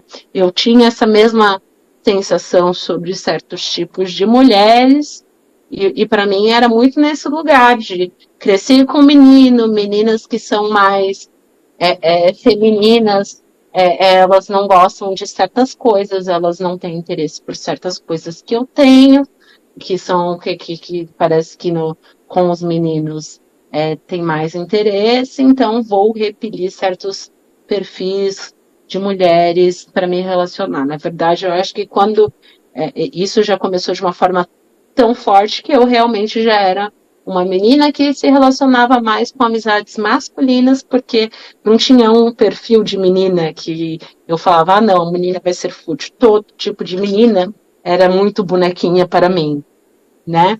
E aí depois conforme veio a minha maturidade, eu vim descobrir, né, que isso é uma grande babaquice baseada em vozes das cabeças do patriarcado, que uma mulher é muito mais complexa do que visualmente talvez eu venha querer identificá-la como uma mulher X, né? Poxa. Você pega uma característica loira, e aí você pega no nosso histórico assim, desse nosso país, o quanto de piada de loira a gente cresceu ouvindo. Que loira é burra. Você vê como um negócio que muito do além, que não quer dizer porra nenhuma, a cor de um cabelo de uma pessoa tem um histórico gigantesco de anos e anos, virando chacota para identificar que quem tem um cabelo X não tem inteligência. É muito simplista. É muito. Tipo, não dá. Você sabe de onde veio? Aleatório, né?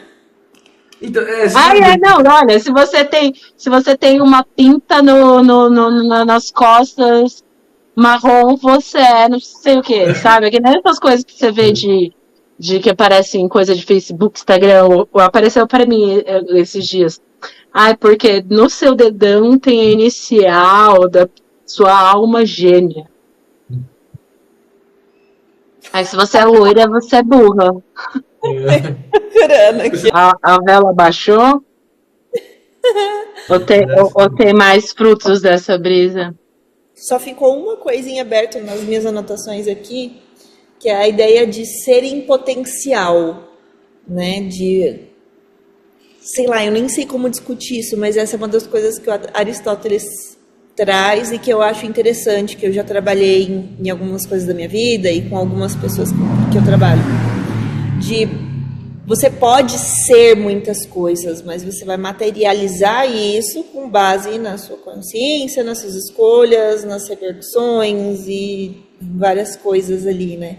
Não sei se vocês têm alguma visão específica sobre isso. Você pode ser o maior jogador de curling da história, mas não necessariamente você vai materializar isso. Em potencial, exato. Em potencial, vai saber. Não, eu trouxe uma coisa bem aberta e abrangente mesmo, porque é uma das coisas, no debate de ser e fazer, é uma das coisas que a filosofia traz, né? O ser em potencial. Tá, então, sei lá, como diferenciar o potencial do realmente fazer? Eu acho que o Aristóteles traz isso na ideia do fazer, né? Quando você faz, quando você se transforma, quando você materializa, é ali que o potencial deixa de ser potencial, né? A manifestação do potencial. Sim, É o exato. que importa de verdade. Para nossa existência em 3D é o que importa de verdade. Exatamente. Então, o que sabe que me vem na cabeça disso aí é mais uma coisa que eu ouvi do Pondé, na verdade. Mas assim, não é porque é ele, é coisa de conhecimento de filosofia, mas que eu ouvi de outras pessoas. Que ficou muito na minha cabeça, que você falou de fazer. Acho que o Aristóteles fala isso, ser potencial até ele fazer. O que me vem na cabeça por isso é que ele fala que não existe ética teórica.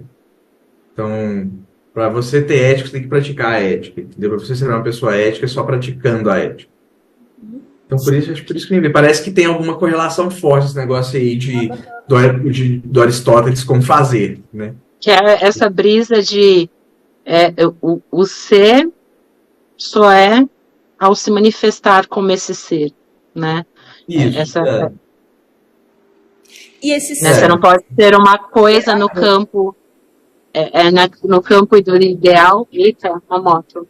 Você não pode ser algo no campo idealista sem existir uma manifestação disso. Então, eu posso ter um potencial X, mas se ele não se manifestar em algo, como ele pode ser visto? Essa ideia de existir a construção de uma ideia, né? De você ser e manifestar o que você é, né? Não dá para ser e não ser ao mesmo tempo. Você só é se você é. Então você é o que você manifesta. Você é. Não dá para eu ser uma pessoa, sei lá, carinhosa mentalmente aqui. Eu sou uma pessoa. Mas se eu não manifesto carinho, então na verdade eu não estou sendo uma pessoa carinhosa. Isso pode complicar um pouquinho. O que eu tô pensando aqui eu vou viajar bonito aqui, mas assim, Boa passagem, João. Você pode não ser percebida como uma pessoa carinhosa, e se não sendo percebida como uma pessoa carinhosa, nesse caso você sabe que você sente o carinho, mas não pode manifestar, ou por algum motivo, não está manifestando por algum motivo. Então, eu no meu exemplo, eu já meio que estou contradizendo isso, né? Que tá sobre isso, exatamente isso. Porque dá para você também ser umas coisas que você não manifesta. Sim. Não necessariamente de maneira que seja visualizada com atos visíveis, né? É que aí o Aristóteles diferenciaria entre o ser em potencial e o ser em algum outro nome que eu já esqueci, mas que está aqui. Sim. É dois tipos de ser. Sim. Coloca dessa forma. Mas também, por exemplo, que eu estou dando um exemplo bem difícil de lidar com isso. Por exemplo, o eu sou carinhosa. Necessariamente, na minha cabeça, eu posso nutrir carinho por você. Mas nutrir carinho é diferente de eu ser uma pessoa carinhosa. Porque para ser uma pessoa carinhosa, eu tenho que ter manifestações de carinho. Senão, eu não sou uma pessoa carinhosa. Eu sou uma pessoa que nutre carinho. Na verdade, você não vai ser percebida. Porque eu posso nutrir carinho sem fazer a manifestação do carinho. Então, a manifestação do carinho me torna carinhosa. Mas você sabe que você é mesmo não manifestando, você sabe disso. Você tem Não carinho. necessariamente. Não, necessariamente eu tô. Eu posso ser carinhosa sem fazer um carinho no sentido de toque, mas eu Isso. posso ser carinhosa perguntando como você tá. Sim. Isso também é ser carinhoso. Mas se eu não faço nem isso, nenhuma outra manifestação de carinho, como eu posso ser carinhosa? Eu posso ser uma pessoa que nutre carinho por várias pessoas. Mas não mas a necessariamente carinhosa, porque ser uma pessoa carinhosa está atribuída ao fato de eu exercer carinho, demonstrar carinho. Eu acho que a gente acaba se embolando um pouco com as palavras só, porque é o seguinte, vou dar os 2 exemplos. Eu acho fácil, por exemplo, jogador de curling. Eu não sou o jogador de curling, porque eu não manifesto isso. Não tem na minha cabeça, eu me sinto um jogador de curling, não. Ou eu jogo curling ou eu não jogo curling. É simples. Não joga. Agora, o carinhoso, aí eu acho que a palavra, ela complica um pouco pra gente. Porque assim, o carinhoso pode ser o seguinte, você pode olhar para uma pessoa e ter um carinho enorme por ela. E, sei lá, vai que você é uma pessoa que não gosta muito de manifestar as emoções. Sei lá, E você aí, gosta se eu não de olhar sou para ela. carinhoso, Você gosta porque de para estar... ser carinhosa eu preciso ter uma ação. Eu não estou entrando nesse lance de potencial, né? Que é ali talvez uma primeira questão. Eu estou entrando naquela ideia do não tem como eu ser se eu não for. Saca? Não dá pra. Que tem ali no. Não tem como ser e não ser ao mesmo tempo. Uhum. Que entra nessa ideia do que a Dai perguntou um tempo atrás, tipo, como eu me vejo, como eu me rotulo. Isso que vocês estão falando é algo que pega muito forte pra mim, porque eu ouvi inúmeras vezes ao longo da minha vida a frase: eu sinto um amor muito grande por você. E a minha resposta sempre foi: cadê? Não tô vendo. Então, porque sentir não é manifestar. Agora, dá pra falar que a pessoa é amorosa? Não. Porque ela, para ser amorosa, ela precisa de uma manifestação desse amor. Mas não dá para dizer que ela não ama. Isso. É uma questão de sentido das palavras, Exatamente. Porque a pessoa amorosa necessariamente é a pessoa que manifesta amor pela definição da palavra. Eu não estou dizendo, no meu caso pessoal, que a pessoa não ama, que ela não sente. Ela pode até sentir, mas a questão mas não é amorosa. Eu não estou na sua pele sentindo com você. Eu preciso que isso seja demonstrado de alguma forma. Senão, o seu ser não se manifesta. O seu ser é apenas em potencial. Né? Talvez o ser... Exatamente. Esse lance de não dá para ser e não ser ao mesmo tempo. Né? Ela pode amar, mas ela não pode ser amorosa. Porque se ela não está sendo amorosa, não tem como ser amorosa. E se a pessoa estiver simulando que ama? Se ela estiver agindo carinhosamente... E aí, quando não tá no ato de fazer demonstração, a gente não tem prova alguma que a pessoa seja qualquer coisa que seja. Como é que é? Quando não tem a demonstração, a gente não tem como saber que a pessoa é qualquer coisa que diz ser. Né? Exato. Mas acho que no caso de uma pessoa... Perdão, pode falar, João.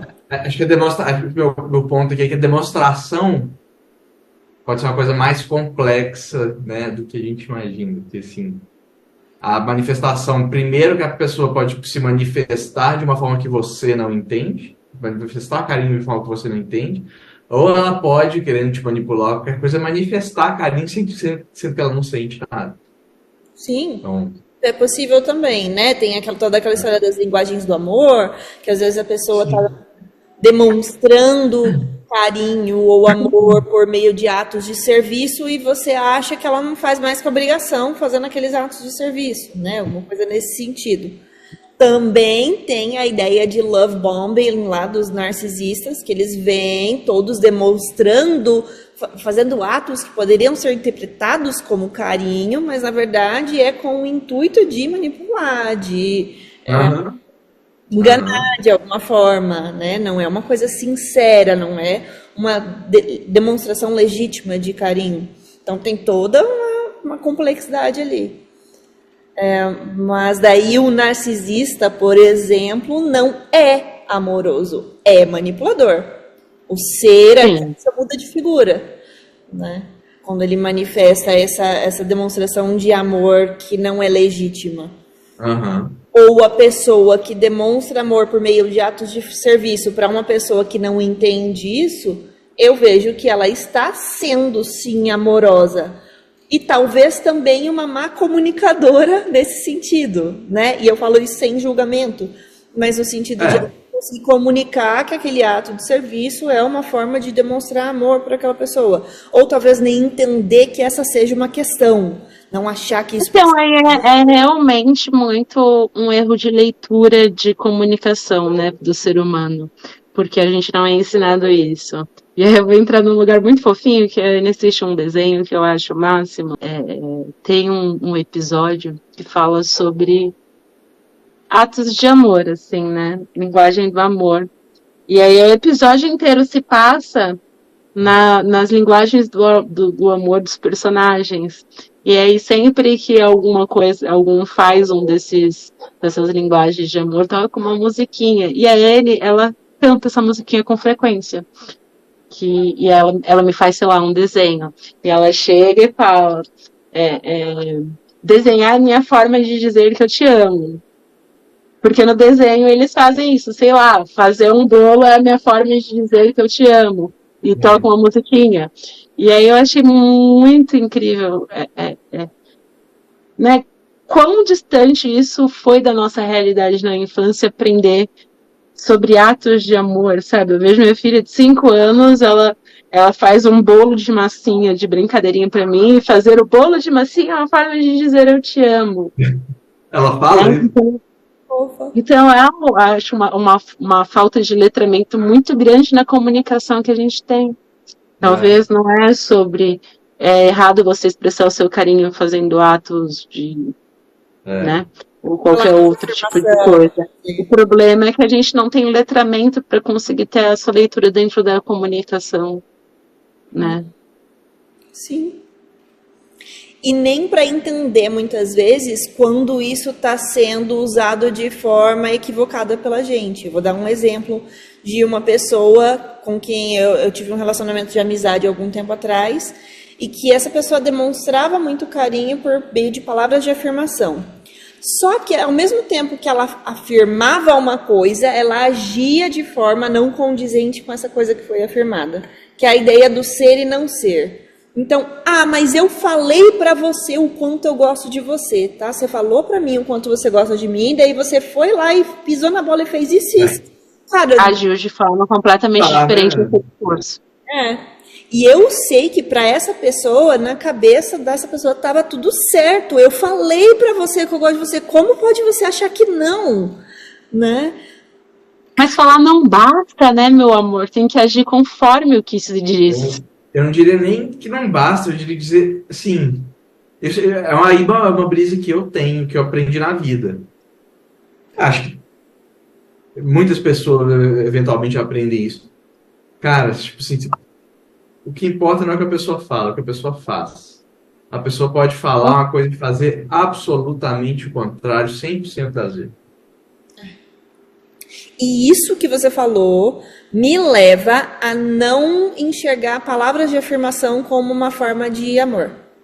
Eu não enxergo, eu não consigo ver isso. Eu também confesso. Eu acho assim, pode ser uma cerejinha. Também, eu também. Pode ser uma cerejinha no bolo ali, pode ser uma coisa legal, mas assim, ela tem que complementar.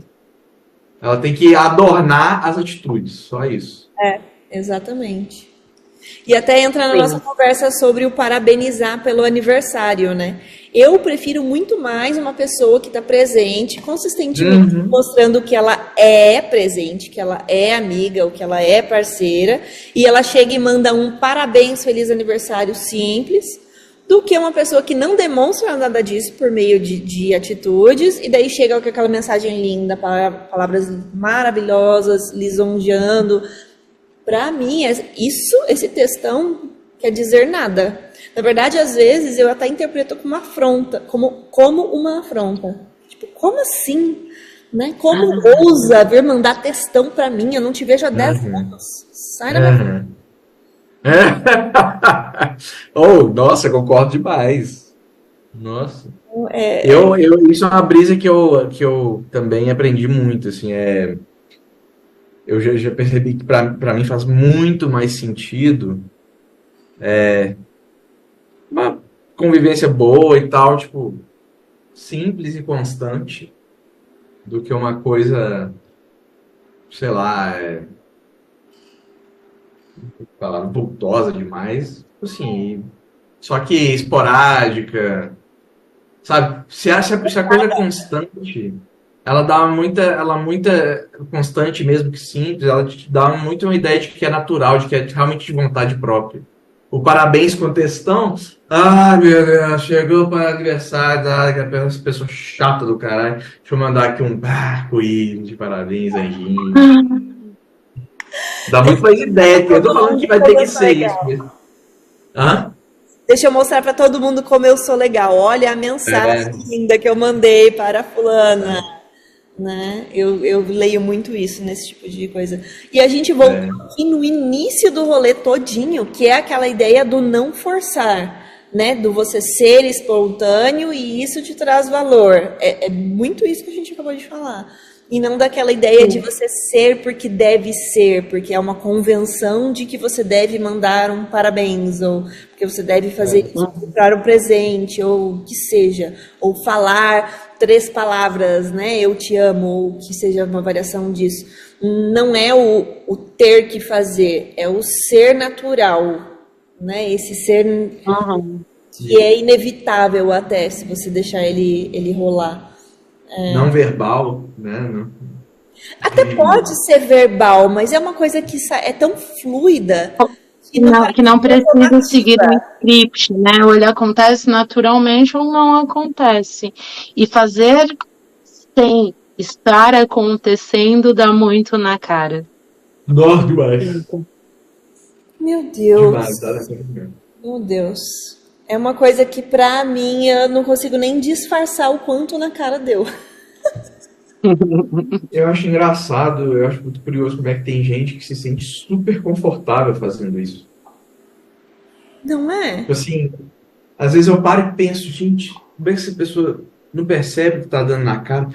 Acho que ela não percebe porque pra ela tá tudo certo mesmo, entendeu? Tipo assim, fazer desse jeito. É o que você falou, Nicole. É nítido, assim, é nítido. É nítido. Fico muito feliz hoje comigo em observar que foi legal eu ter sido muito cuzona na vida e não ter entrado dentro dessas convenções sociais e ter sido refém delas, porque eu sempre fui muito na cara e muito verdadeira com isso. Então, dificilmente na vida eu encontrei com pessoas tentando forçar essa amizade e essas encenações sociais comigo. Então, ainda quando acontece, para mim é mais bizarro ainda de visualizar, e eu consigo visualizar acontecendo entre as outras pessoas. E eu sempre achei uma coisa assim muito ridícula, porque realmente é um teatro mal feito, né? É um teatro mal feito. Teatro mal feito. Uma coisa é um teatro, outra coisa é um teatro mal feito. Desconfortável, e tá todo mundo sabendo que está desconfortável com essa troca, mas ela acontece. Aquele elefante desse tamanho na sala, e o povo lá, tomando cafezinho. Fingindo que não tá acontecendo nada. O que me surpreende é que tem gente que realmente acha muito normal. Dá vontade de dar uma chacoalhada. Você acha mesmo, velho? Me explica como é que funciona. Porque às vezes deve ser até bom, cara. Você tá, pô, é muito fácil. Você não tem. Você não tá constrangido de agir dessa forma? Não, é constrangido a palavra, porque eu sempre que eu observo esse tipo de dinâmica, eu entro num lugar de vergonha alheia. Sim, isso mesmo. Se acontece comigo, ou se eu visualizo. Eu vou entrando num lugarzinho de vergonha alheia E eu fico assim, numa paralisia. E se eu preciso me manifestar por qualquer questão social de conversar, eu viro aquela pessoa que, tipo, mesmo, nossa. Eu viro uma pessoa monossilábica de riso forçado, sabe?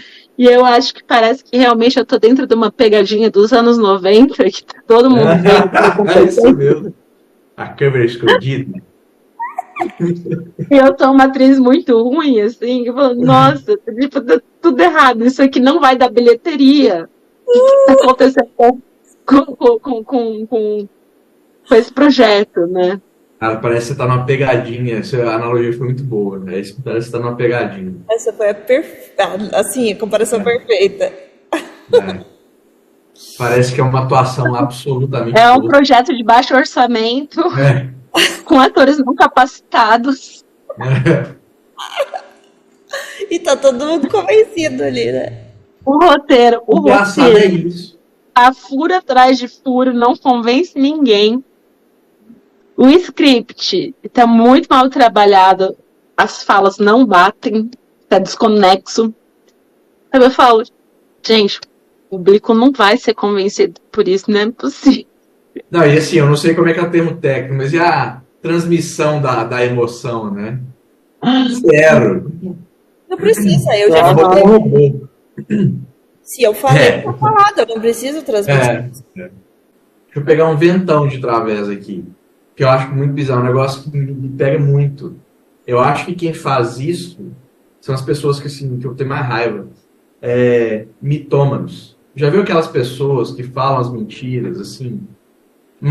São as mais absurdas possíveis, mas elas falam e elas têm a mais absoluta certeza de que aquilo é verdade, que você também se convenceu de que aquilo é verdade. Uhum. Vocês já conheceram esse tipo de pessoa? Sim, conheci um assumido. Não, são coisas muito, muito assim, sempre muito absurdas. Isso que eu acho engraçado, é coisa do nível assim. Aumenta as histórias. Eu já tive uma amiga que falou que estava panfletando e aí veio o Axl Rose aqui na região comercial de BH. O Axl Rose estava lá e deu uma cantada nela. Ô, louco, bicho. Eu juro pra você. Aí você, tipo assim, imagina o nível, porque não é assim sei lá, fala um ator aí, não é o...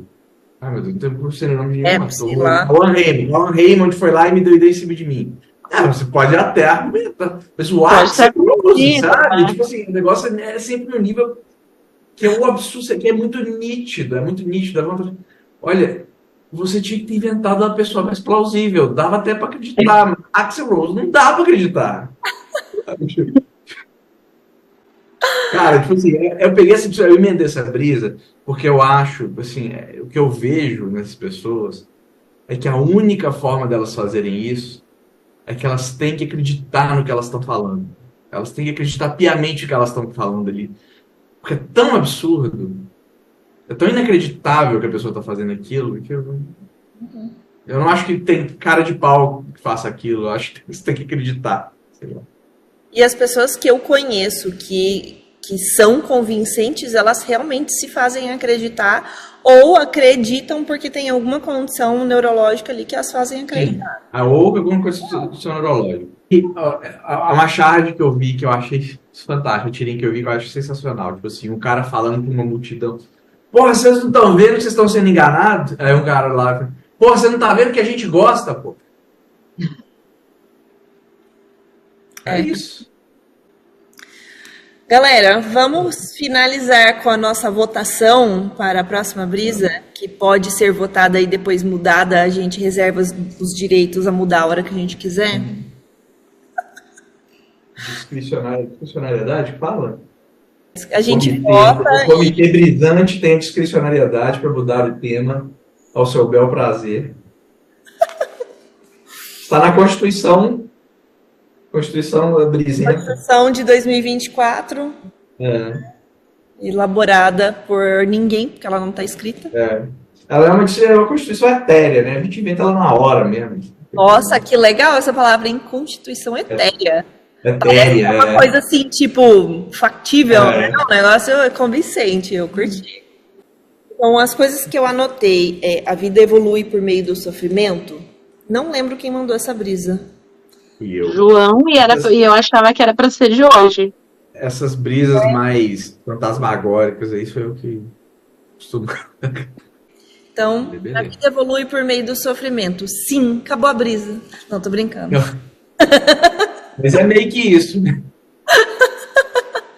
Tá, mas aí como? Né? De que forma? Aí nós vamos desenrolar. Tem que dar Mas- complexidade. Aí a gente tá brava. A brisa é sobre isso. Fim da brisa. Beleza. Beijos. Beijo, boa noite aí.